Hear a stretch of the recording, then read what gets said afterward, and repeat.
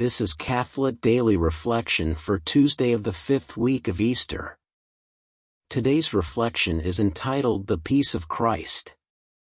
Dear brothers and sisters, today, we hear St. Paul and Jesus both give farewell addresses to their followers. They do this to encourage those whom they will leave behind, so that those left behind will be able to continue their journey without the ones who have been their physical traveling companions on the journey of faith. St. Paul speaks to the faithful in Asia Minor, modern Eastern Turkey. He has started faith communities all around the region. This was the purpose of the mission which he had undertaken to announce the good news, to get the assemblies, churches, started, and move on.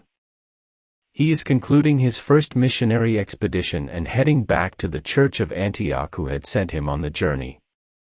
As we continue to hear the Last Supper discourse in the Gospel today, Jesus also speaks to those who have followed him. He reminds them of his mission, to be the good news from his Abba Father. He is about to complete his earthly stay by moving on to his hour of glory, his death, resurrection, and ascension.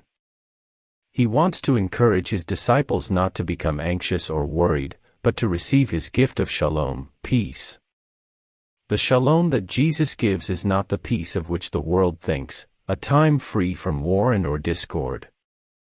Rather, it is an inner sense of knowing that the work of God is continuing and people are being reconciled to God through the good news of Jesus.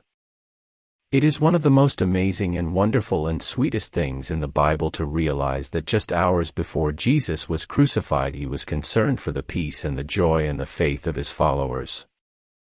Think of it. He is about to be tortured to death with one of the most horrific means of torture ever devised, and his burden was to solidify in the souls of his followers peace and joy and faith.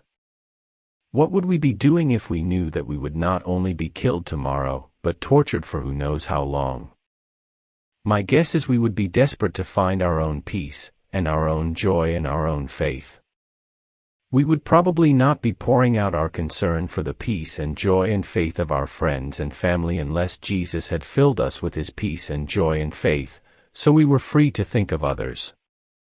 The night before his suffering. Peace. Joy.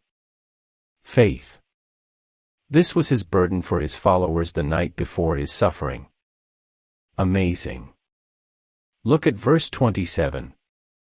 Peace, peace I leave with you, my peace I give to you. Not as the world gives do I give to you. Let not your hearts be troubled, neither let them be afraid. Look at verse 28b. Joy, if you loved me, you would have rejoiced, because I am going to the Father, for the Father is greater than I.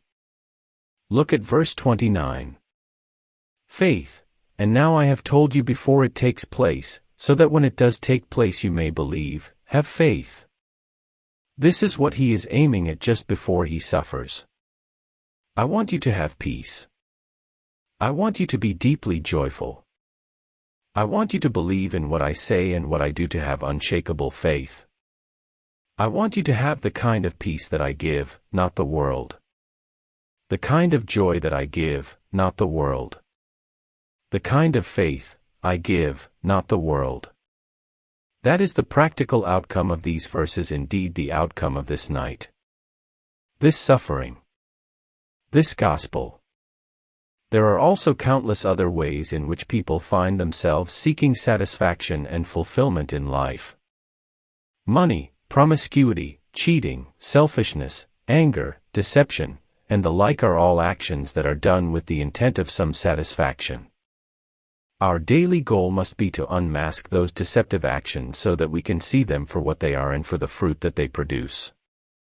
These are clearly among the many ways that the world offers us peace. I ask, where do these things come from? Where do these human impulses come from, that drive all these destructive behaviors? They come from hearts devoid of the peace of Jesus Christ, and the joy of Jesus Christ, and the faith of Jesus Christ.